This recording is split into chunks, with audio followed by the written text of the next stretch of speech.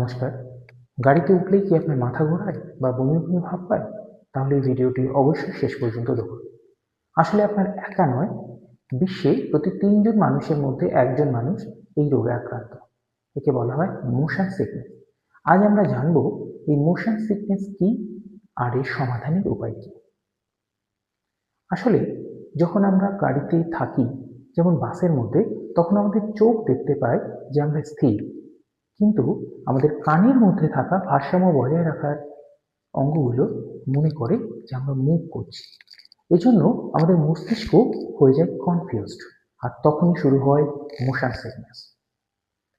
এ থেকে বাঁচার কতগুলো জাদুকরি টিপস অবশ্যই নোট করে রাখুন। ১ নম্বর, আপনি যখন গাড়িতে চড়বেন তখন বই পড়বেন না বা ফোনের দিকে তাকাবেন না। গাড়ির জানালার কাঁচ দিয়ে দূরের কোনো জিনিসের দিকে স্থিরভাবে তাকিয়ে থাকুন। ২ নম্বর, আপনার সঙ্গে আদা বা লেবু রাখুন, কারণ আদার রস পাকস্থলীর জন্য খুব উপকারী।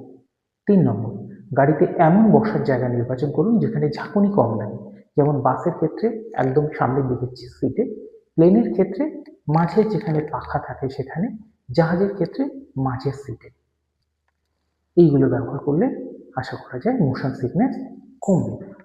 তাই পরের বার বেড়াতে যাওয়ার আগে অবশ্যই ভিডিওটি সেভ করুন আর শেয়ার করুন এই ভিডিওটি আপনার সেই বন্ধুর সঙ্গে যার গাড়িতে উঠলেই বমি বমি ভাব পায় এবং মাথা ঘোরে।